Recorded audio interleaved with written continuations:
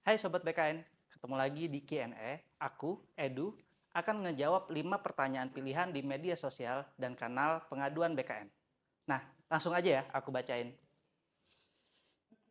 Pertanyaan pertama. Berarti ujian dinas untuk pelaksanaan yang mau naik jenjang. Oke, jadi perlu Sobat BKN ketahui dulu bahwa jenis jabatan pelaksana tidak mengenal istilah kenaikan jenjang. Karena kenaikan jenjang hanya berlaku bagi PNS jabatan fungsional. Sementara, untuk jabatan pelaksana dengan kebutuhan ujian dinas digunakan untuk kenaikan golongan.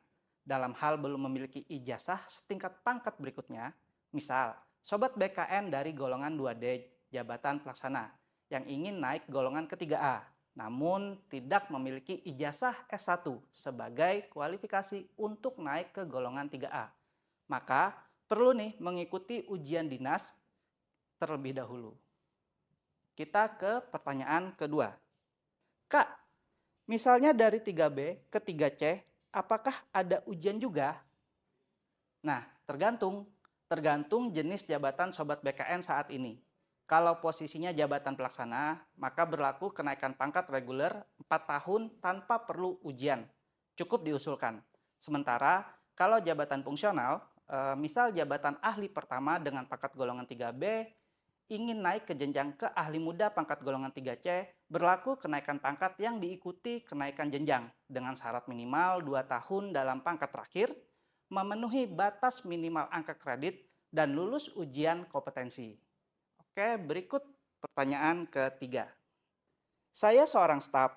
Apakah ijazah profesi akuntan bisa digunakan untuk naik golongan ke 4A? Oke, sebelumnya perlu diketahui ya bahwa ada dua jenis pencantuman gelar, yakni pencantuman gelar akademik dan gelar profesi. Nah, yang berpengaruh terhadap pangkat golongan PNS adalah pencantuman gelar akademik. Misal, berdampak pada pangkat puncak golongannya nanti. Contoh, PNS jabatan pelaksana yang masih terdata dengan ijazah S1 namun sudah memiliki ijazah S2 dapat mencantumkan gelar S2-nya agar nanti pangkat puncaknya tidak terhenti di 3D, tetapi bisa sampai ke 4A. Sementara, untuk gelar profesi tidak mempengaruhi pangkat golongan PNS jabatan pelaksana. Begitu. Pertanyaan keempat.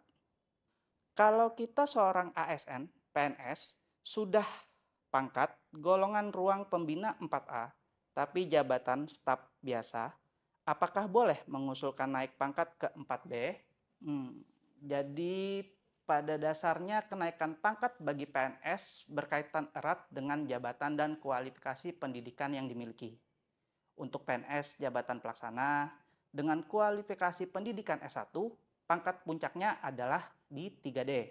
Sementara jika tingkat pendidikannya S2 nih, maka pangkat puncaknya adalah di 4A. Jadi, dengan posisi Sobat BKN sebagai jabatan pelaksana saat ini, agar dapat diusulkan kenaikan pangkat ke 4B, harus punya dulu kualifikasi pendidikan di S3.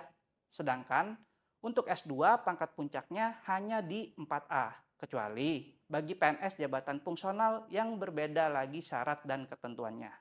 Berikut pertanyaan terakhir. Kalau tentang ketentuan uji kom, untuk mendapatkan kenaikan jabatan fungsional, gimana syaratnya Min? Apakah memang harus memenuhi nilai kenaikan jabatan, atau sebelum memenuhi nilainya sudah bisa usul uji kom Min? Jadi, ada beberapa hal yang perlu diperhatikan bagi PNS jabatan fungsional yang akan naik jenjang. Pertama, sudah berada di pangkat golongan terakhir minimal 2 tahun dan memenuhi batas minimal angka kredit untuk naik jenjang. Termasuk jika ada ketentuan tertentu dari instansi pembina jabatan fungsional untuk naik jenjang. Contohnya, memiliki tingkat pendidikan S2 untuk naik ke jenjang madya. Kedua, tentunya setiap usul UKOM disampaikan melalui instansi masing-masing ke instansi pembina untuk mendapatkan jadwal UKOM-nya.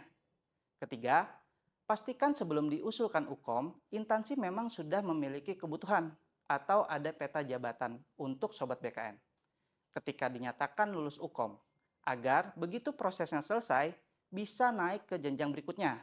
Untuk aturan teknisnya, bisa cari tahu lebih detail nih di Peraturan BKN Nomor 3 Tahun 2023 dan Peraturan Menpan RB Nomor 1 Tahun 2023. Nah, itu dia jawaban dari 5 pertanyaan pilihan yang ditanyakan Sobat BKN.